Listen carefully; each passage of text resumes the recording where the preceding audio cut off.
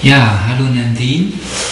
We are here in the Studio X1 from Sitara and you are here to record part of a song, the Grundeinkommenssong. How you feel now? Aha, well, I'm kind of excited and I've been practicing my harmony parts and of course I could kind of stick them together myself, but to do it in a professional studio is really exciting again. Meanwhile, the studio guys are doing their thing.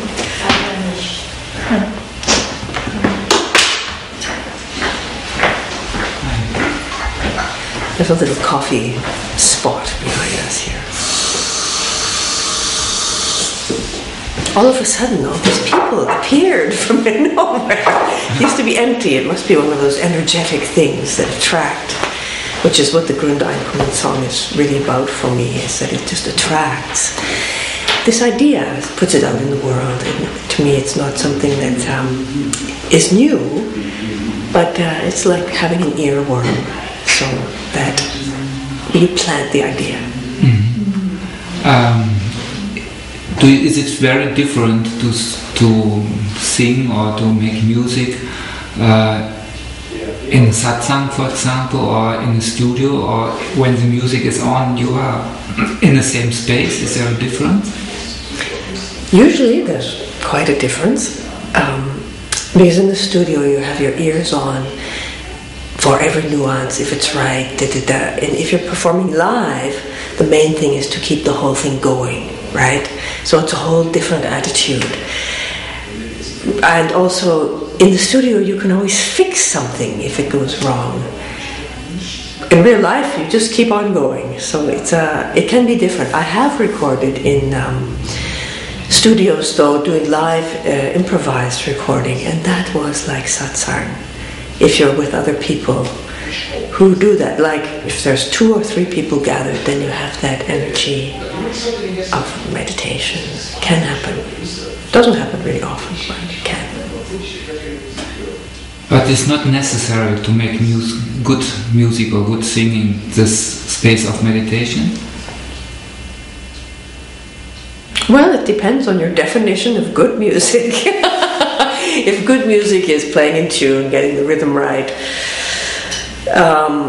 for some people that's really important, and being expressive. For other people, being a hollow bamboo and not getting in the way of the channel of the music, that's important.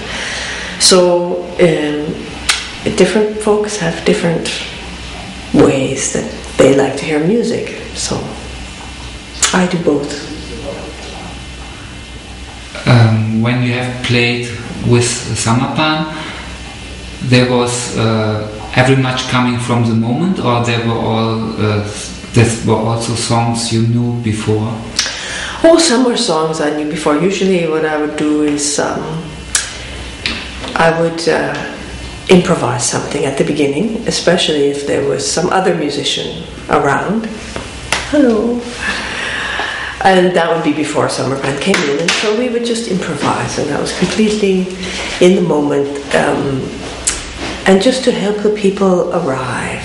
So usually I would start softly, and because they were already meditating, and so it would just be a welcome. And then we would do a song or a mantra, but again, it was never, it's not rehearsed like on bar 8 you will do this, and they will come in. It was like, here's the chord structure. Okay, have a good time. And that's then it's always fun because you don't know exactly what's going to happen, and there's this interplay. And you can also have that in the studio by turning up things and turning them down, taking them out, putting something else in. But it's not, of course, it's not that spontaneous or live like when you're doing it in front of other people or with other people. It's a kind of an energetic phenomenon that you create together with this meditative atmosphere. And that's why I always love to play satsang music. It's like meeting God then, That's the... How it works that everything comes together then? I mean, if one person is singing or making music, I can't imagine, but they are different persons and they don't know what the other will do in the next moment, maybe, but how does it work? Do you have an idea? That's the mystery. How does it work? Well, one of the things is like you choose a key or maybe a rhythm or maybe you do have a song structure, but the interesting part is when something goes wrong, how quickly everybody will follow. You know, it's like, it's spontaneous. You have to, it's like you're in a river and then you hit a rapids and you have to manage it. If you're just on a lake going around, that's also okay. But the interesting part is when something goes wrong and then you have to adjust. It's like the blue notes in jazz. What doesn't fit is what makes it interesting. Then you have to make it fit. Like often I've made a mistake and then I have to work the mistake in again until it sounds right. So sometimes if you play the mistake, but again a little stronger or a little different, it sounds like it was on purpose. So it's really like a game in this sense, can be. Of course, if you're playing with players who won't play along, it's just a drag. So you have to be playing with somebody who is really there. When you talk of a mistake, then you mean something that doesn't fit at the first moment. A wrong note or the wrong rhythm, or sometimes even I hit the keyboard with my elbow, or because I'm playing the flute and I put it down, and you know, anything can happen. I bump the microphone, or you know, the doo goes on outside, and then you start playing doo on the keyboard, or, you know, just fun things like that you can adjust to and just make it part of the play. But like I said, you want to have people who you can really play with, otherwise it's just a job. You have recorded CDs of your own. How did it happen then? Well, one of the first CDs, which just got re-released, was one of these where I played with some musicians from Pune and we played together before. And we actually made a CD in a day, and a day and a half maybe, which is really unusual. Usually it takes weeks. But we were used to playing this meditative music. We just went in and played it. And it evoked this atmosphere, so it just worked. Because of course we'd spent years already doing that, and we had played together before, so it happened like that. We were surprised. We didn't know what would happen. We just went to play one piece, and then, well, it was so nice. We played another one, and then another one, and then we had almost a CD. So it can happen like that. What for you is quality in music? Is this only to the personal taste, or how you would say what is quality in music? Well, you have to have the basic things like in tune and good rhythm and listening to the other people, right? You know, like some people, they just like to sing and close their eyes and disappear, and this is really fun if you're just singing. But if you're trying to sing with somebody and they just sort of disappear somewhere, well, you can't play with them anymore. So that can be frustrating if you're trying to play with them, but if you're just singing like that, it can be very beautiful. So the quality, you have to have these ground things, and then it needs just ears of listening, like you see with your ears, but you're also available to the other people. And that's the difference between, well, actually even in classical music you have to be like that. You have your strict notes, but it's a group activity, you know. It's not just me and the piano. It's even when there's the people there in Satsang, it's like, sometimes I didn't know if I was going to play or not. I would just wait and see if I was moved to play before. So it's somehow a group thing, and different people have different ears, and so some people, they want to hear drums, and other people, especially when they come from work, they just want to come down. And Samarpan mostly likes this sort of, some people would call it flaky music. It doesn't really have a melody, and that has a gift in it because you're not trapped with an earworm. It's just a frequency that brings you to peace. So that's actually, I put together some of those improvisations because they just bring you out of your mind, and that's beautiful at the end of the day. for you personal, makes it different when somebody like Samarpan is present when you are playing, or? You know,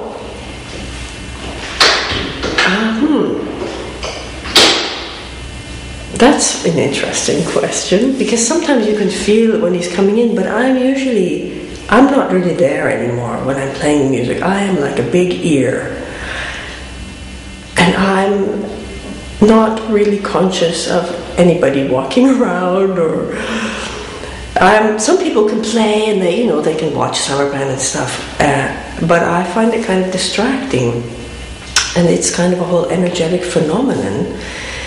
So he of course sets up the whole atmosphere, and that's the gift. People are coming with the intention of being meditative, of listening to the truth, and that's a very special group of people. And of course he is really good at it, and so it attracts people who are really precise about that. So yeah, I would say that. I mean, when I do it on my own, it's not as strong as if he's organizing it and those particular people come. I do these singing in my living room, and that's also beautiful. It's a little different, but we leave silence in between, and then you feel the gift of the music. What made you stopping to traveling with Samarpan? Oh, I was just up to here with moving every week, moving, and I don't know, after 8 years of it, it was really, I had enough. I just didn't feel like moving anymore. But at first it was great, but I just couldn't manage it. I was also kind of bored with my own playing.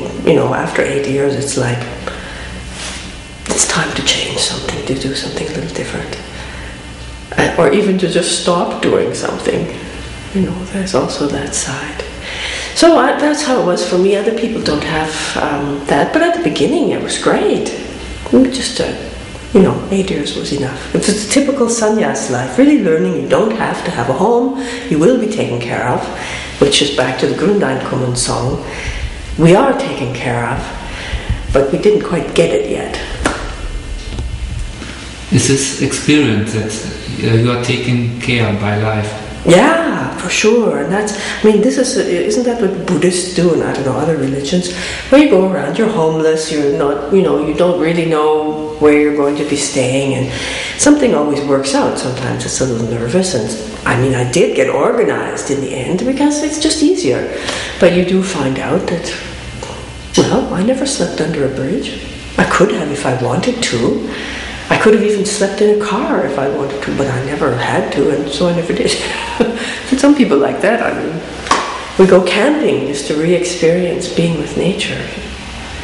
So, not having a fixed home was a good learning, but I could then see when I stopped traveling that it may have been important for Samarpan to have a home, because just to have a place to go to leave your stuff and to go away from is already way more relaxing than being ständig on the road, always organizing, okay, next, and it takes a lot of energy at the end. I didn't have time for anything else, and I realized I need a crew if I'm going to keep doing this. Don't have a crew, so time to stop. Have you been visiting Samarpan at his home? Yeah. Sometimes I had to drop things off, or last year I went to Margaret's birthday party. And you like the place?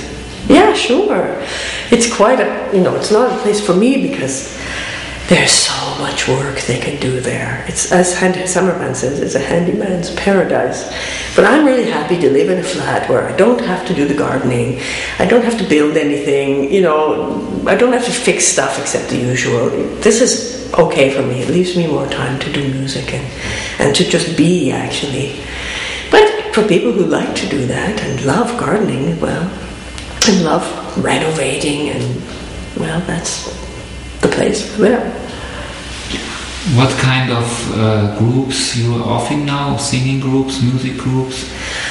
Yeah, I do this. I just do singing silence in my living room at the moment, and that's twice a month on Fridays. and we just sing and are silent. Because just to feel what the vehicle, what the effect of the music has actually been quite interesting to me, because I didn't realize when I was singing, because if I was playing in Satsang, I would finish one piece, then it was time to get the next piece ready. But if you just sit there and feel, what did that do to you? It makes an amazing effect on the body to just sing and play different kinds of music. Some of it's really grounding, some of it just comes through, makes your heart vibrate. Others I've actually felt the top of my head, it works on your chakras, it's vibrational, so it's kind of a good experiment that way, and it's just a way of non-denominational meditation. We do songs from everywhere.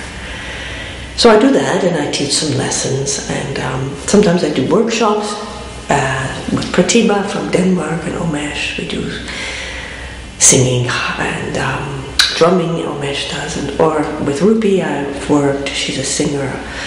Gayatri from Münster, we do some also workshops. She's an opera singer, so I like to work with singers because then I get to sing the second voice, and I love to sing the harmony. It's very, turns me on, so to say. That's what I can be good at. Okay, so may stop now because you'll need your voice sooner or later on. Okay. Good. Thank you very much, Nandin. Well, thank you. That's fun.